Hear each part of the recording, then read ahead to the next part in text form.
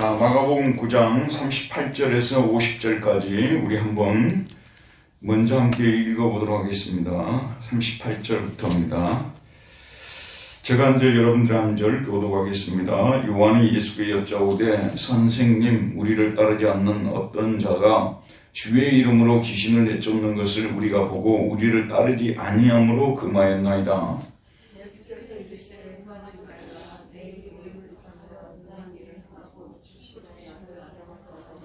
우리를 반대하지 않는 자는 우리를 위하는 자니라.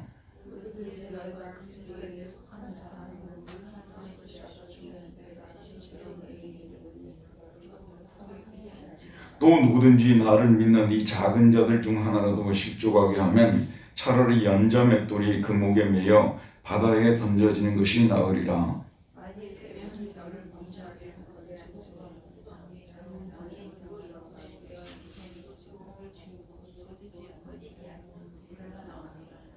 만일 네 발이 너를 범죄하게 하든 찍어버리라. 다리 저는 자로 영생에 들어가는 것이 두 발을 가지고 지옥에 던져지는 것보다 나으니라.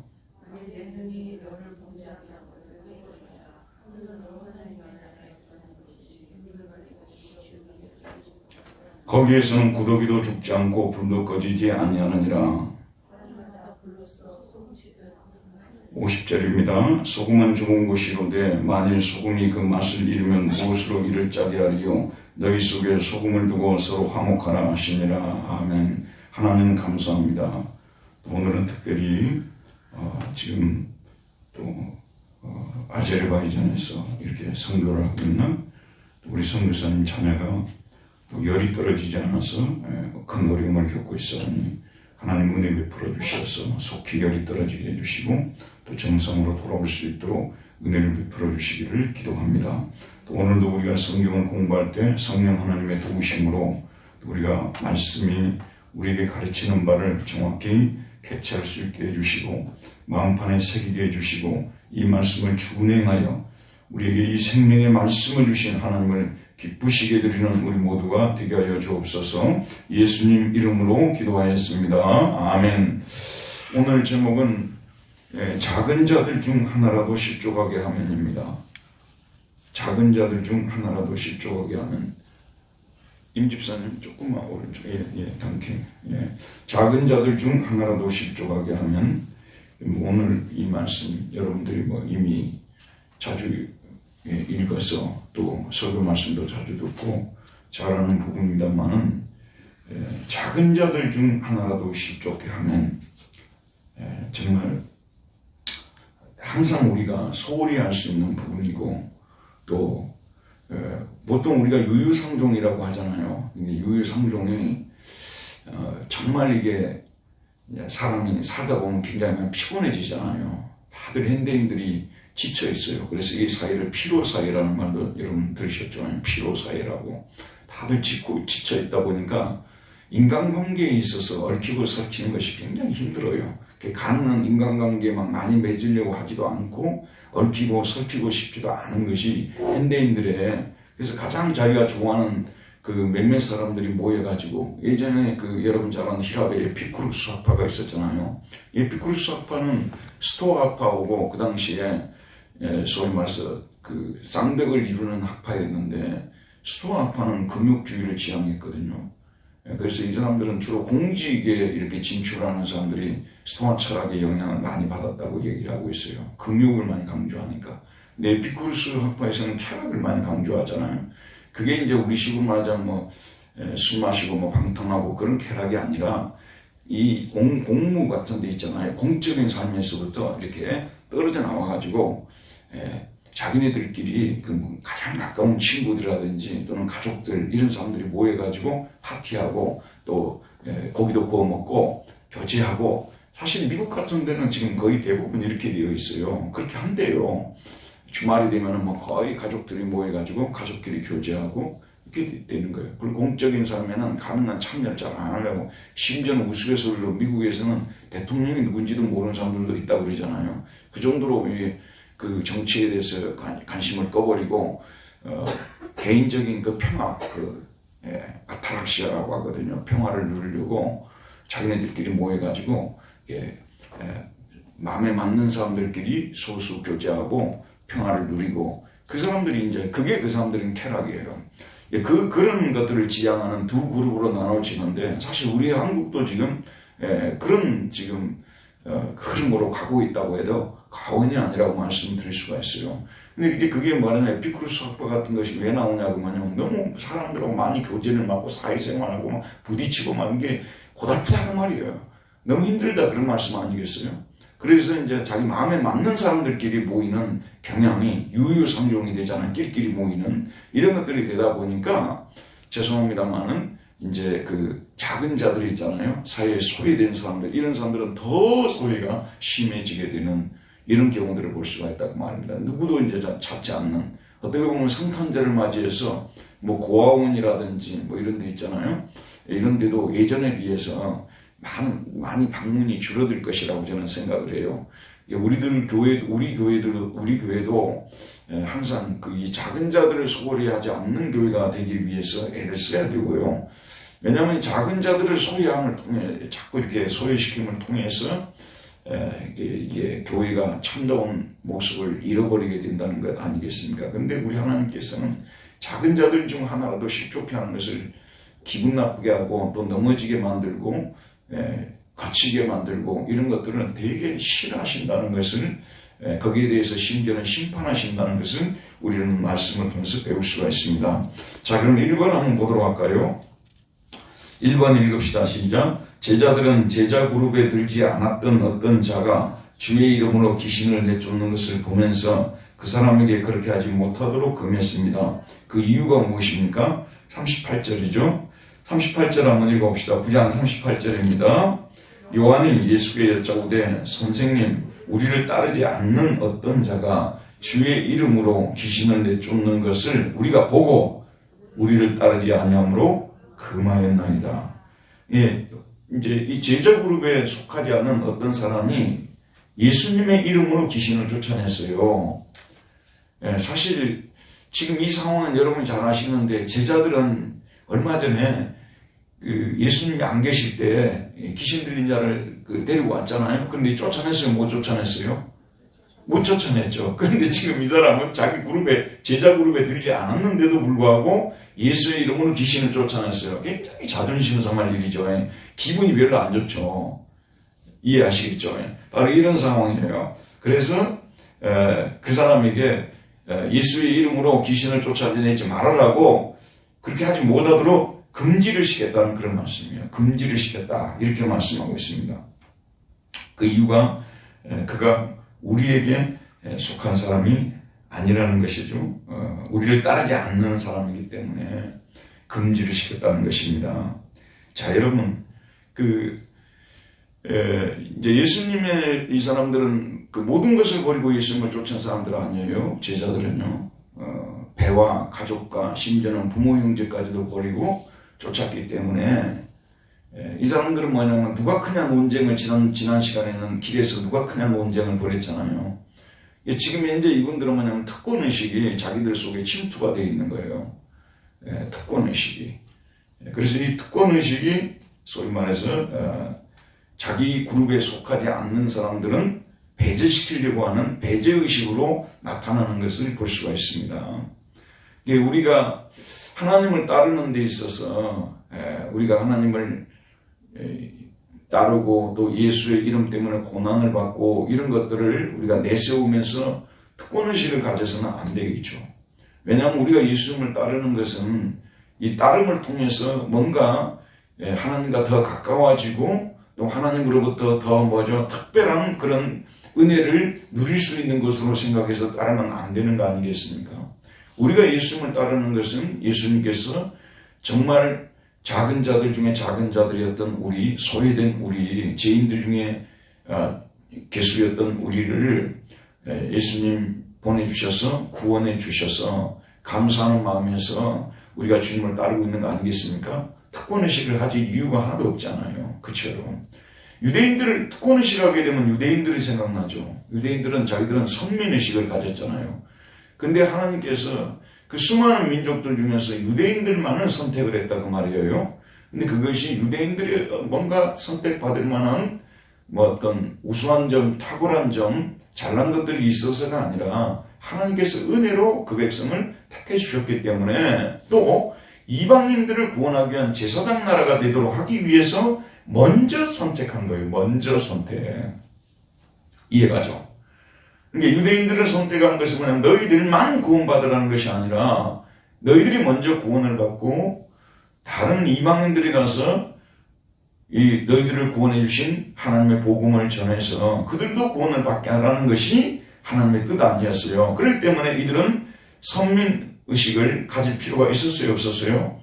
선민의식을 가져서는 안 되는 사람들이었죠. 근데도 불구하고 선민의식을 가지고 특권의식을 가지고 이렇게 됐다고 말해요. 그래서 이 특권의식을 갖다 보니까 특권의식은 부정적으로는 뭐냐 그러면 자기 그룹에 들지 않는 또는 자기 민족에게 속하지 않은 자기 교단에 또는 자기 교리에 자기 그룹에 속하지 않는 사람들은 소외시키는 이런 그 부작용들이 나타나게 된다는 거 아니겠습니까? 사실 여러분 교회는 정통교회가 있어요. 그리고 또 이단이 있고 그러잖아요. 근데 정통교회는 지금까지 교회의 역사 속에서 정통교리로 믿어왔던 사도신경이 있잖아요. 주기도문. 또 우리가 정통교리로 믿어왔던 예수님의 뭐 부활을 믿는다든지 십자가를 믿는다든지 또는 교회의 질서를 갖다가 존중한다든지 우리 정통교회가 가지고 있는 정통교리들이 있어요. 정통교리들이. 근데 정통교리들이 이게 이제 정통주의를 형성을 하는 건데 사실 여러분 교회 안에서 정통교리는 오랜 2000년 교회 역사 속에서 우리 믿음의 그 선배들 있잖아요. 이 사람들로부터 쭉 인정을 받고 쭉 계승되어 온 교리를 정통교리라고 하는 거예요. 그런 정통교리들이 사도신경에 가장 잘 요약되어 있고요. 알겠죠? 그리고 또 우리들이 보통 교리를 통해서 배우는 정통교리들이 있단 말이에요. 원래 정통교회라는 게 딴 게 아니에요. 정통교리를 가진 교회가 정통교회예요. 정통교리를 가지지 않는 교회들은 그 카톨릭에서는 이단이라고 했어요. 이단.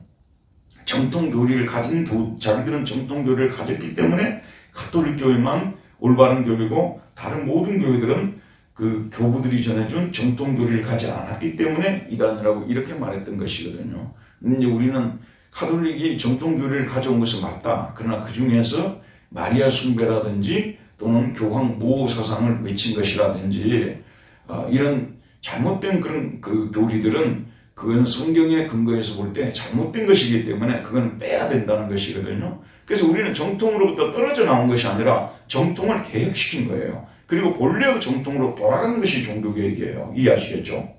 정통교회로부터 떨어져 나온 사람들이 아니라니까요. 여러분 지금 생각해 보세요. 마리아가 동정녀 마리아 있잖아요. 우리가 동정녀 마리아에게서 나시고 나오잖아요. 사실 여러분 성경을 읽어보지만 마리아처럼 신실하고 하나님을 잘 믿는 거룩한 여자가 성경에 어디에 나옵니까? 정말 뭐 예를 들면 에스더가 나오잖아요. 또 구약에 한나가 나오기도 하고 또 사라가 나오기도 하고 그럽니다만은 여인들 중에서는 단연 으뜸이 마리아 아니에요. 마리아의 신앙은 우리가 본받아야 되는 거예요. 그런데 마리아를 통해서 하나님께로 중보자로 세운다든지 마리아를 숭배한다든지 마리아는 원죄에 감염이 되지 않고 태어났다든지 그게 마리아 무흠수태교리예요. 마리아는 원죄에 감염됨이 없이 태어났다는 것이거든요. 이런 식으로 마리아를 자꾸 숭배를 하려고 하는 이것은 여러분 이거는 비성경적인 것이고 또 초대 정통교회가 형성이 될 때 정통 우리 교부들은 이 마리아 숭배를 갖다 믿지를 않았어요. 그 당시는요. 그렇잖아요. 그렇기 때문에 우리는 이런 걸 없애고 정통교회가 고백해왔던 그 신앙 고백들, 교리들을 우리는 붙잡고 나가자. 이게 이제 우리가 그 종교개혁의 목적이지 정통교회로부터 나오고 카톨릭이 가진 것은 다 잘못된 것이다. 이렇게 하지 않았던 것이죠. 지금도 마찬가지예요. 여러분 카톨릭은 모든 게 다 잘못됐다 그러면 그건 참 어리석은 판단이에요. 심지어는 또 이런 얘기들 하잖아요. 카톨릭에도 구원이 있습니까? 이렇게 묻는 분들도 계시거든요. 사실 교리적으로 보게 되면 카톨릭은 1830년대에 있었던 제1차 바티칸회의, 그 다음에 1960년대에 있었던 제2차 바티칸회의, 그런 데서 보게 되면 마리아 무흠수태 사상이라든지 교황이 말한 것은 하나도 오류가 없다는 교황 모오류설, 이런 것들은 여전히 문제점을 가지고 잘못되어 있어요. 그럼에도 불구하고 예수 그리스도를 그 사람들이 믿잖아요. 믿는 사람들이 많이 있잖아요. 그렇기 때문에 그 사람들 중에서도 구원받은 자가 전혀 없다, 이렇게 하면 안 된다, 그 말씀이에요. 제가 말씀드린 것은 무엇이냐면요, 폐쇄 정통주의가 잘못된 것이, 폐쇄 정통주의는 정말 잘못된 거예요. 우리가 다 가진 것만 옳고 다른 모든 것들은 다 잘못됐다, 우리 그룹 밖에 있는 모든 건 다 잘못됐다, 이게 폐쇄 정통주의예요. 근데 우리 이제 그 열린 정통주의를 저는 가져야 된다고 보거든요. 열린 정통주의는 뭐냐면요, 지금까지 우리가 가지고 있는 교회의 전통을 우리가 잘 이렇게 이어가면서 그것을 받아서 수용하고 계승하면서, 그리고 다른 그룹에 또는 다른 교단에 이런 분들이 있지 않습니까? 그런 사람들에 대해서 항상 열린 자세로 대화를 하려는 마음을 가지고 그들에게 접근해서 그들과 대화를 나누면서 무엇이 잘못됐고, 이렇게 하는 태도가 필요하다는 그런 말씀이죠. 그리고 또 우리가 지금 현재 가지고 있는, 가지지 못하고 있는 것들을 또 다른 그룹들에서 가질 수가 있다는 말씀 아니겠어요? 이런 부분들에 대해서, 예를 들면 오순절, 여러분 오순절 교단이라고 들어보셨죠? 오순절 교단, 이거는 여의도 순복음교회를 많이 떠올립니다만은 사실은 미국에서 이렇게 시작된 것이 오순절 교단이거든요. 오순절 교단은 성령을 많이 강조하잖아요. 그리고 성령의 은사를 많이 강조하잖아요. 그렇죠? 성령님을 많이 강조하고 성령의 은사를 많이 강조하잖아요. 근데 그 은사들 중에서 특별히 방언의 은사를 많이 강조를 하잖아요, 이분들이. 그래서 이제 여의도 순복음교회가 이제 오순절 교단에 소속이 돼 있잖아요. 근데 한국에 오면서 지나치게 방언의 은사를 너무 많이 강조를 해버린 거예요, 이분들이요. 심지어는 인위적으로 방언을 막 만들기도 하고 시키려고도 하고 막 학습을 시키고 이럴 정도까지 했지 않습니까? 그리고 막 거짓된 은사, 사이비 은사 운동들이 되게 많았잖아요. 근데 우리는 그런 것들에 대해서는 잘못을 비판해야 되겠지만, 그러나 그동안 기존 교회들이 성령님에 대한 강조가 매우 약했다는 것을 인정해야 되거든요. 그리고 성령의 은사들이 20세기 오늘날의 교회 안에서도 있을 수 있다는 이런 점들에 대해서 기존 교회는 거의 제약시해버렸거든요. 그런 것들에 대해서 오순절 교회에서 건전한 의미에서 성령의 은사가 일어나고 있다는 것에 대해서는 우리가 수용할 수 있어야 된다, 그런 말씀이에요. 심지어는 우리 교단 외에 다른 교단을 통해서도 병 고치는 역사가 일어나고 또는 귀신 축사의 역사들이 일어나는 이런 것들에 대해서도 우리는 그 진위를 따져봐야 되겠죠. 한마디로 말해서 이 사람들이 정말 성령에 의해서 되어지는 역사인가, 악령에 의해서 되어지는 것인가. 만약에 성령에 의해서 그런 것들이 되어진다면 우리는 그런 사람들에 대해서 열린 마음을 가져야 된다는 그런 말씀 아니겠어요? 맞죠? 그러니까 지금 예수님이 가르치는 바는 정통 교리도 필요 없고 모든 교단이 다 옳고 그런 말씀이 아니고, 올바른 진리가 있다는 것을 예수님께서 분명히 말씀하셨고 가르치시거든요. 거짓된 교리를 깨뜨리고.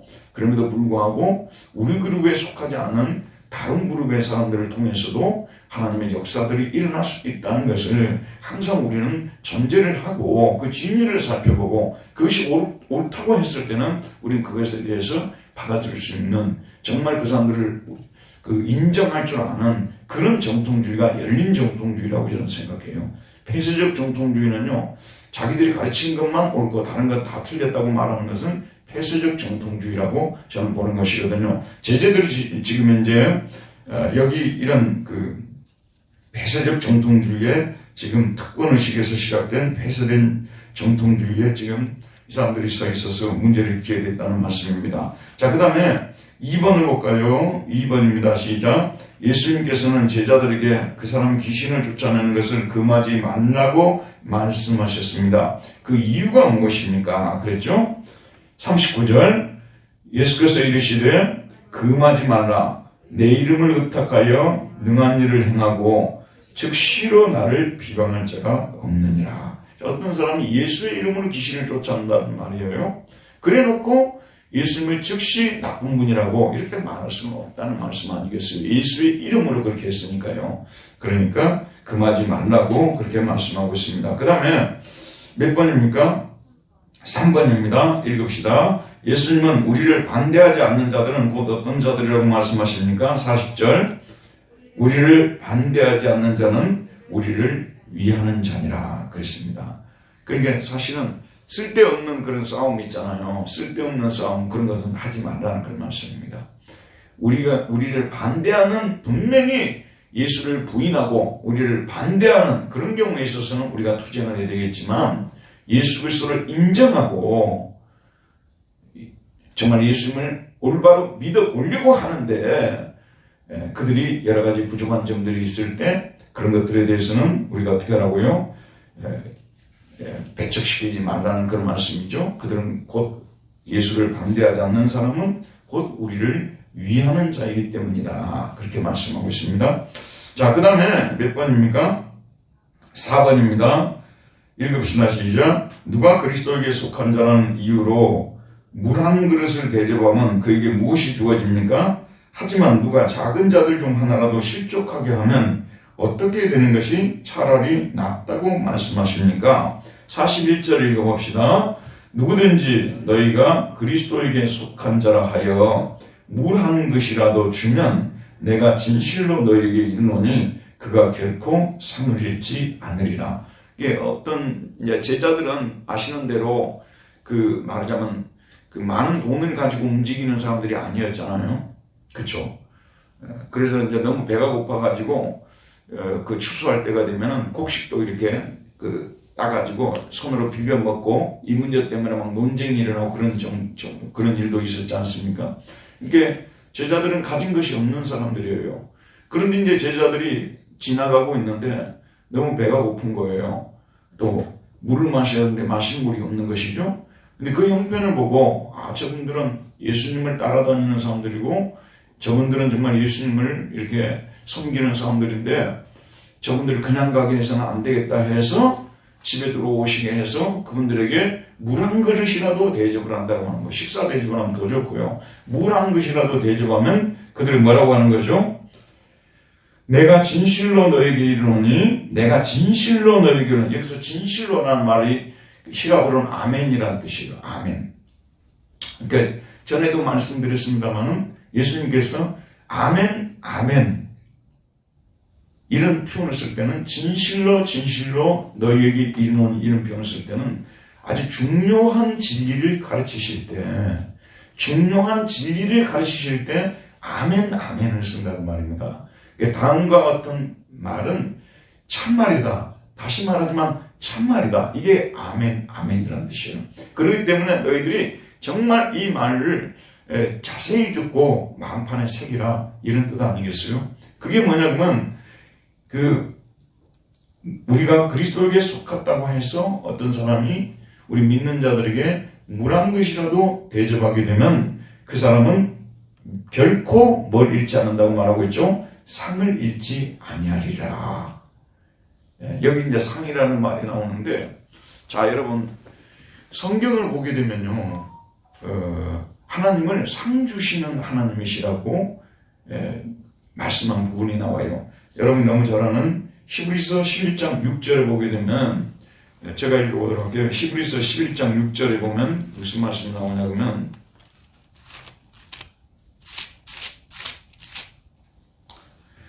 자, 믿음이 없이는 하나님을 기쁘시게 하지 못하나니 하나님께 나아가는 자는 반드시 그가 계신 것과 또한 그가 자기를 찾는 자들에게 어떤 자요?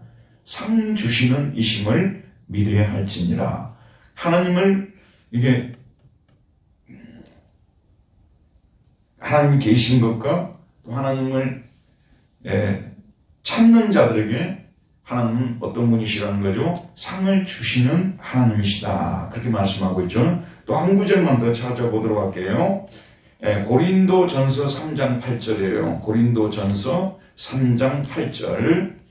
자, 고린도전서 3장 8절 7절부터 읽어보면, 그런즉 심는 이나 물 주는 이는 아무것도 아니로되 오직 자라게 하시는 이는 하나님 뿐이니라.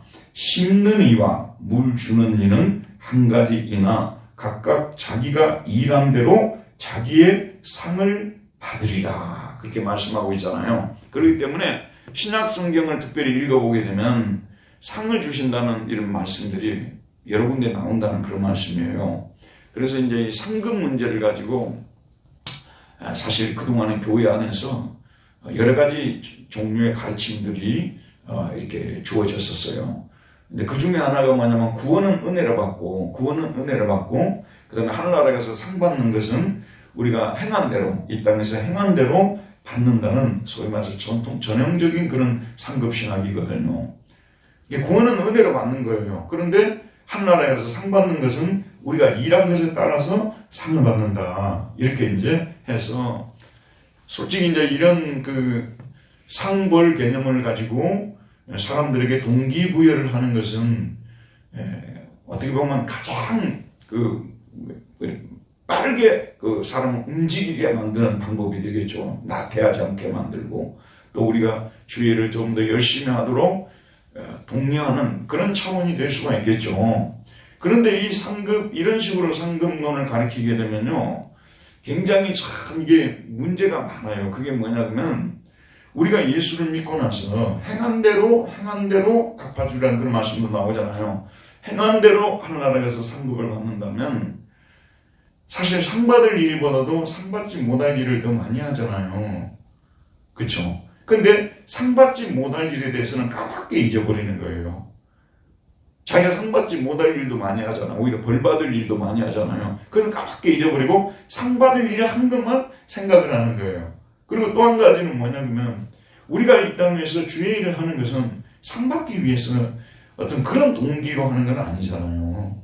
우리가 이 땅에서 주의 일을 하는 것은 죽을 수밖에 없던 우리 주님께서 값없이 하나님께서 은혜로 구원해 주셔서 감사하는 마음에서 보답하는 심령으로 열심히 일하는 거 아니겠어요? 맞죠? 근데 이 일을 해가지고 하늘나라에 가서 내가 상을 저 사람보다 더 좋은 상을 받아야 되겠다. 이런 생각 가지고 일하는 것은 아니잖아요. 구원에 대한 보답으로 감사로서 표현으로서 우리가 열심히 일하는 거 아니겠습니까? 맞죠? 그렇기 때문에 또 이 상급론에 대해서 이제 또 비판하는 부분에서 보게 되면 우리가 받은 구원이 있잖아요. 우리가 받은 구원이 곧 뭐라는 거예요? 상이다, 상급이다. 이렇게 주장하는 것이 이제 종교개혁자들이 전반적으로 대부분의 우리 하나님의 사람들이 가르친 가르침이에요. 구원받은 것이 뭐냐? 바로 우리에게는 상급이라는 것이에요. 여기에 대해서 우리가 분명하게 한 다음에 그런데도 예수님께서 이런 말씀을 주셨다는 거예요. 우리가 예수님께 속한 사람이라는 것 때문에 예수의 이름으로 물한 것이라 대접하면 결코 상을 잃지 않겠다는 말씀도 나오고 아까 고린도전서에도 보게 되면 각각 자기 일한 대로 상을 받는다는 말씀도 나오고 하나님은 상 주시는 이로 말미암음이라 나오잖아요. 그럼 저는 이렇게 보는 거예요. 가장 큰 상은 뭐냐면 결국은 우리가 하늘나라 가는 상이고 구원받은 것이 가장 큰 상이에요.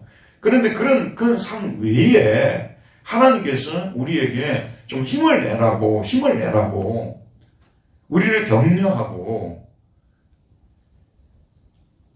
이렇게 하시기 위해서 이 땅에서 살아갈 때도 이런 선한 행동을 했을 때 하나님께서 우리에게 주시는 내적 기쁨이 있잖아요.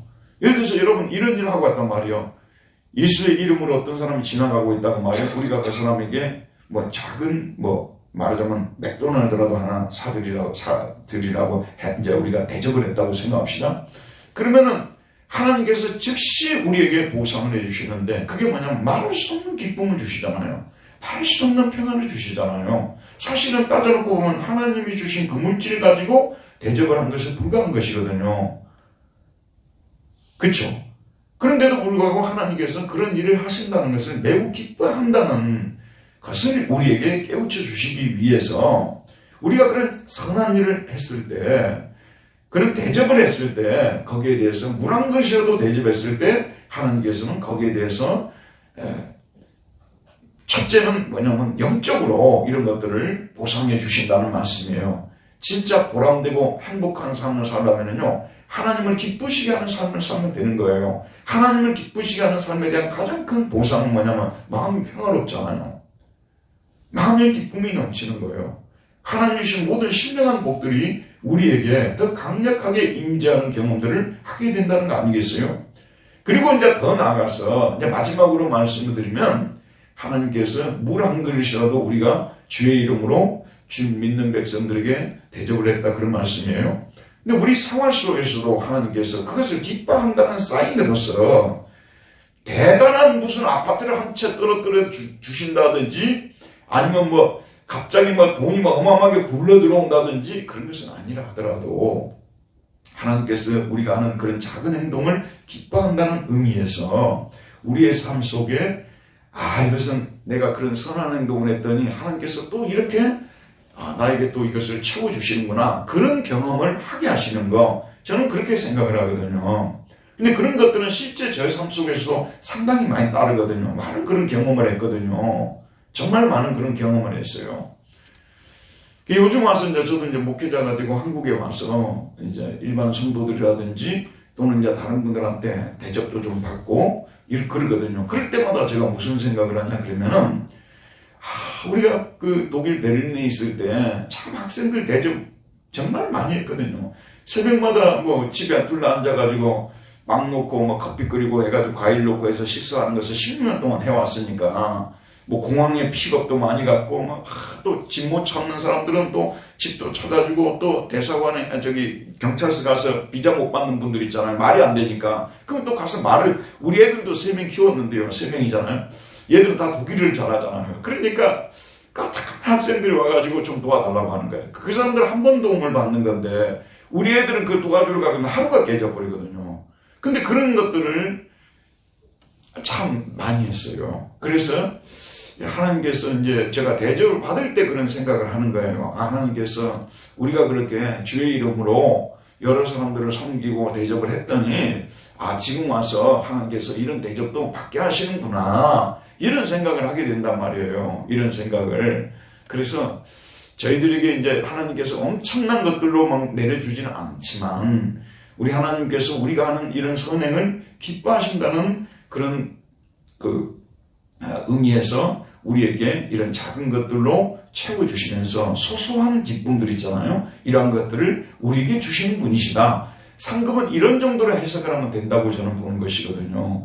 그리고 하늘나라에 가서 줄 세우는 그런 상급은요, 대단히 그것은 죄송합니다만은 불건전한 가르침이라고 저는 생각해요. 지난 시간에도 말씀드렸지만 세상에서도 온 천지 줄을 세우는데 하늘나라에 가서도 줄을 세우게 되면 그게 하늘나라냐, 그런 말씀이에요. 예를 들어서 예전에 패시콜리 같은 사람이 와가지고 하늘나라에 가니까 아파트도 있더라고 그랬는데, 거기서도 아파트고 또 평수도 있겠죠. 지역도 있겠죠. 그런 곳이 천국이겠어요? 그런 천국 여러분 가고 싶습니까?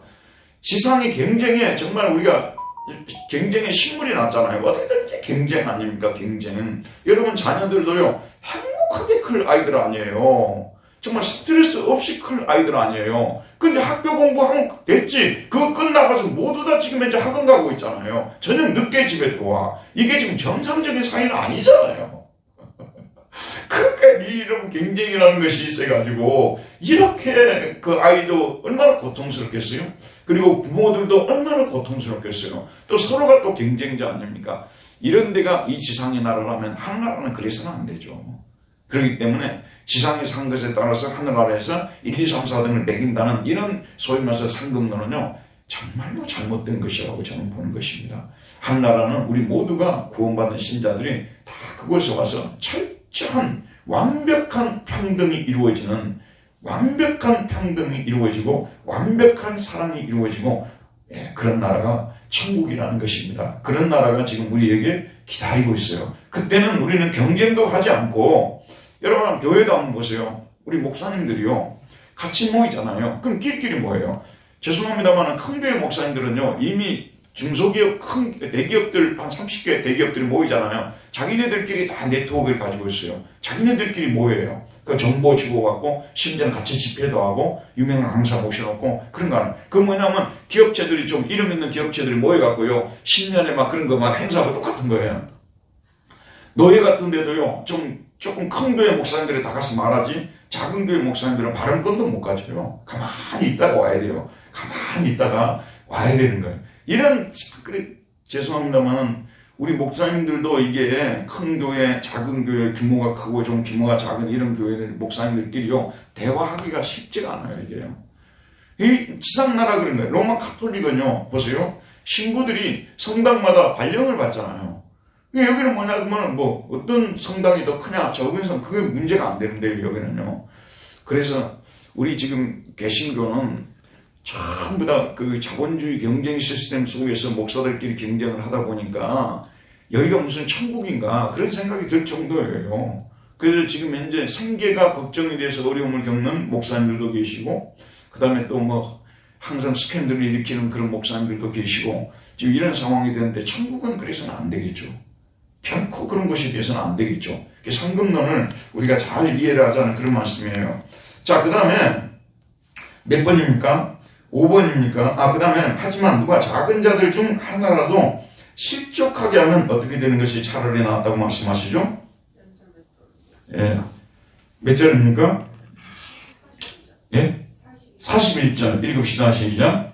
누구든지 42절 또 누구든지 나를 믿는 이 작은 자들 중 하나라도 실족하가면 차라리 연자 맷돌이 그 목에 매여 바다에 던져지는 것이 나으리라. 연자 맷돌이라는 말이 뭐냐면 말이 돌리는 몇 톤 나가는 맷돌이라고 합니다. 이게 맷돌이 얼마나 큰지 사람이 못 돌리는 거예요. 여러분 맷돌 돌리나 봤어요, 그나저나. 맷돌 본 적은 있으세요? 본 적은 있으시죠? 근데 돌려본 적은 없죠.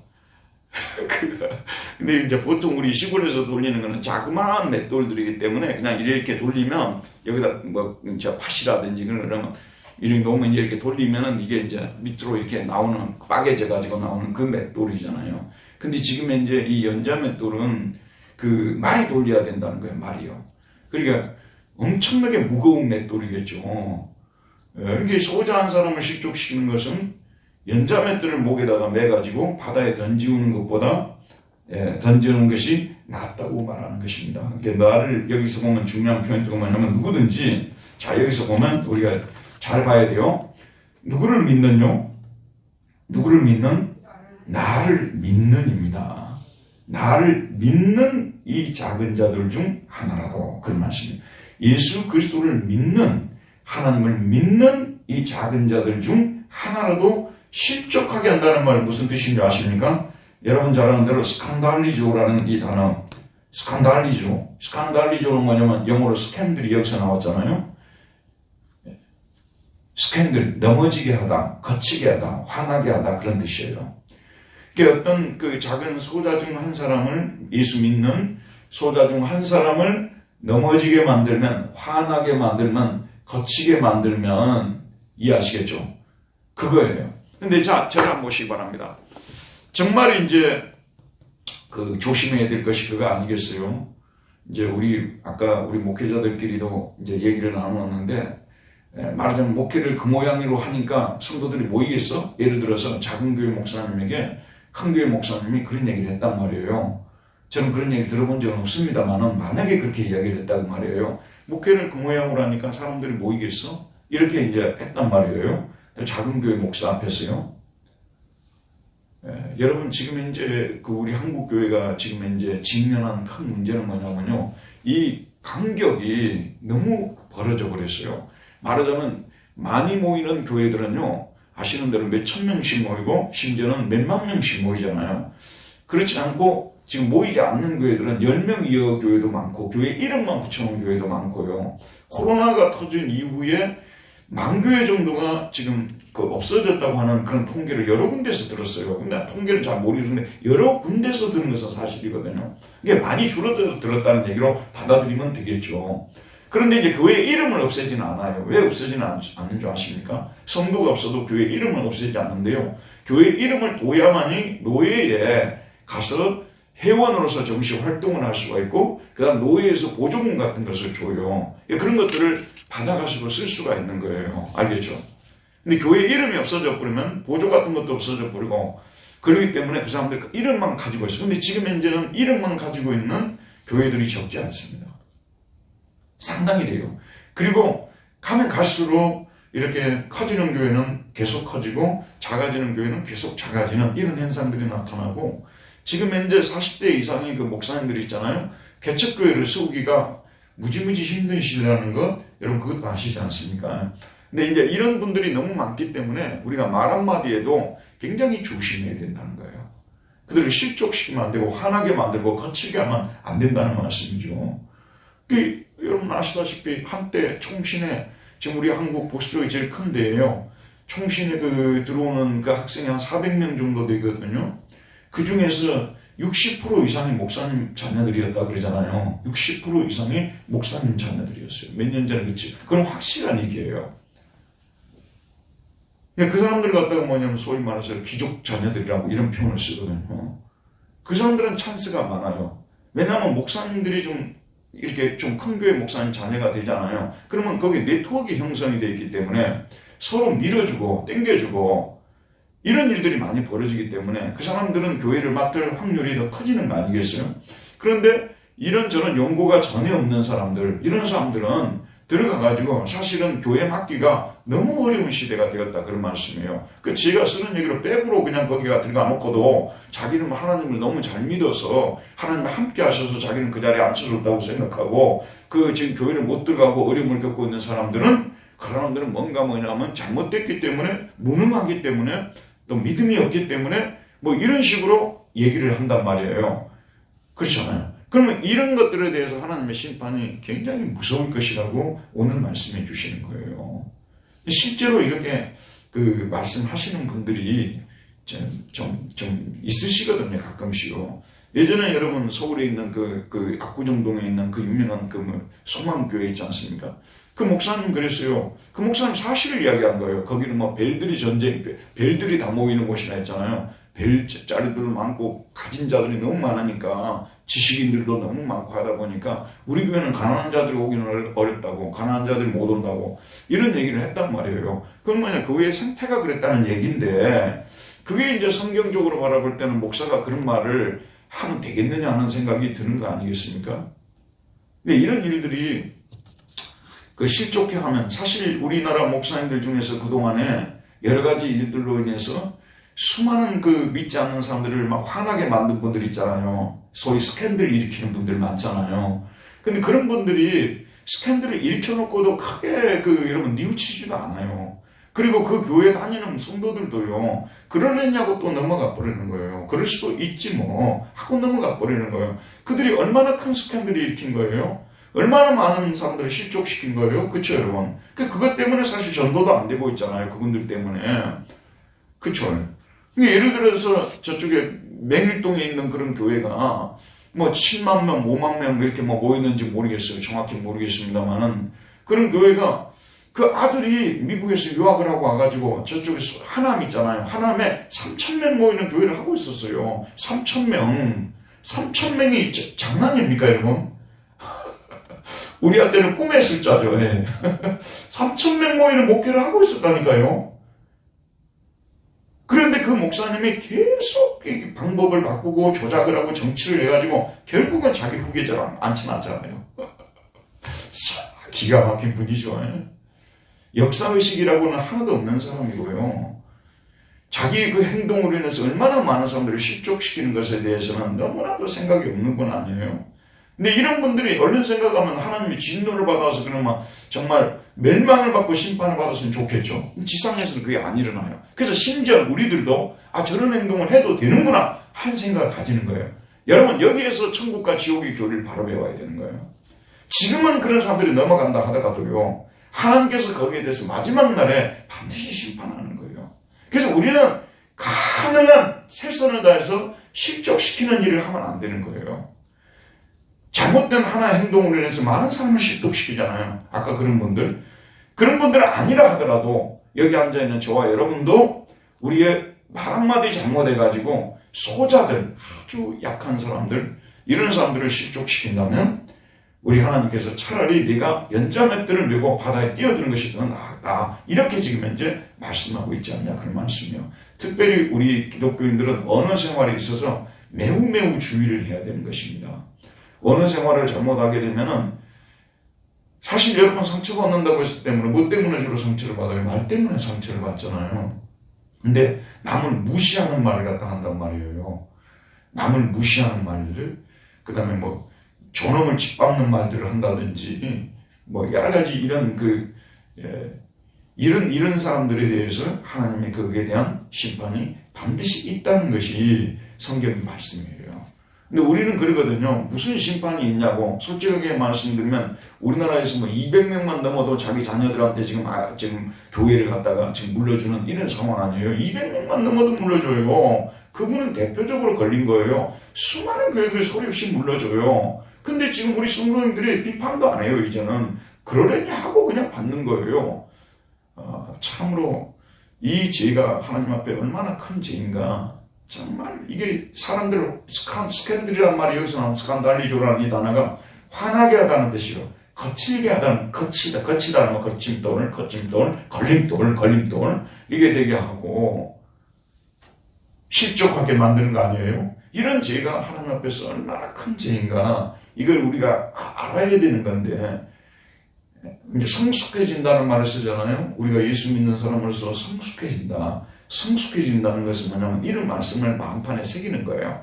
그래서 내가 소자한 사람에게도 말로 실족시키는 사람이 되지 않아야 되겠다. 행동으로 실족시키는 사람이 되지 말아야 되겠다. 그렇지 않아요? 이래야 된다는 그런 말씀이죠. 그래 가가지고 이제 특별히 자랑하는 경우들도 있잖아요. 사실 자랑은 인간이 참 하고 싶은 거예요. 또 자랑할 만한 일이 있으니까 우리 김수석 권사님 이번에 그 손주가 굉장히 잘생겼더라고요. 우리 집 사람이 막 그러더라고요. 어디 가서 막 자랑하고 싶을 거예요. 근데 뭐 이런 정도의 자랑을 가지고는 뭐 우리가 어느 정도는 넘어갈 수 있겠습니다만은 사실 우리 그리스도인들도 그러잖아요. 입시철 되게 되면은 좀 이렇게 뭐 좋은 학과를 들어갔다든지 이럴 때는 가능한 말 안 하는 우리 그리스도인들이 많잖아요. 왜냐하면 똑같이 시험을 쳤는데 어떤 성도의 자녀는 원하는 대학에 못 들어가는 그런 경우도 있고 그렇기 때문에 이게 굉장히 조심스러워 해야 될 부분 아니겠어요? 하여튼 그런 생각을 가지고 우리가 살아야 되는 거예요. 그래서 가능한 내가 자랑할 만한 일이 있다고 하면은 이것을 해서 하나님께 영광이 되겠는가 생각해보고 그렇게 될 때만 입으로 꺼내야 되는 것이고 그래서 진짜 나보다 더 좋은 상황에 있는 분들한테는 가서 한없이 자랑하세요. 나보다 더 좋은 상황에 있는 분들한테는 한없이 자랑해도 문제가 안 돼요. 이 사람 나보다 더 좋은 상황이니까 알겠죠. 근데 나보다 좀 어려운 상황에 있다고 생각하는 분들에 대해서는 우리가 어떻게 해야 되겠어요? 자랑할 것이 있어도 굉장히 조심해야 되는 것이죠. 왜냐하면 내 말 한마디에 걸려가지고 화나가지고 스캔들 그것으로 인해서 결국은 이 사람이 신앙에 있어서 하나님에 대해서도 또 다른 성도들에 대해서도 좋지 않은 마음을 가지고 교회도 멀리 해버릴 수 있고 그러지 않습니까? 그래서 교회가 걸림돌이 될 만한 것들은 정말로 이렇게 안 하려고 많이 노력해요. 사실 실족해서 교회 못 나오는 분들도 보게 되면요.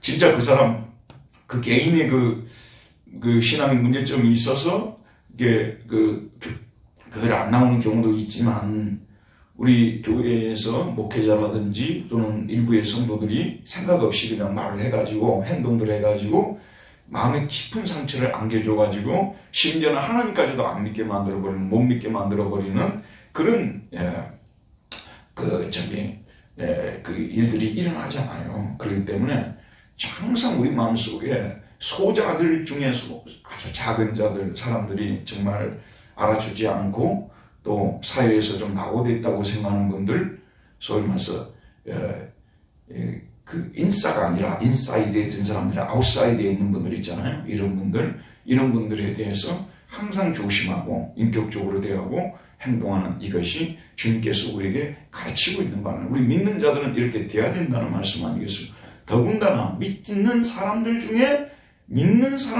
소자를 말하자면 믿는 사람들 중에 소자 이런 사람들을 그 작은 자들 이런 사람들 중에 한 사람 더 실족하게 하는 이제는 큰 죄라는 거죠. 차라리 연자맷돌이 그 목에 매여 바다에 던져지는 것이 낫지 않겠느냐는 그런 말씀입니다. 오늘은 여기까지만 하도록 합시다. 마지막에 이제 다음번에는 이제 나머지 부분을 하는데 나머지 부분이 좀 내용이 상당히 좀 많아요. 그래서 오늘은 여기까지만 하고 마치도록 하겠습니다. 하나님 감사합니다.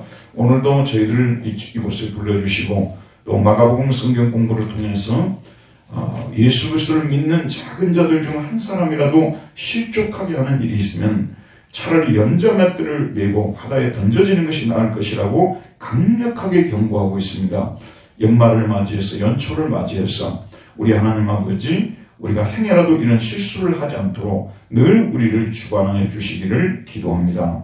은혜로우신 하나님, 우리 공동체에 속하지 않은 사람들 할지라도 하나님을 신실하게 믿는 이런 사람들을 바라볼 때 참으로 금하지 않는 저희들이 되게 해주시고 그들의 사역을 인정할 수 있는 우리 모두 되게 하여 주옵소서. 예수님의 이름으로 기도하였습니다. 아멘. 수고했습니다. 감사합니다.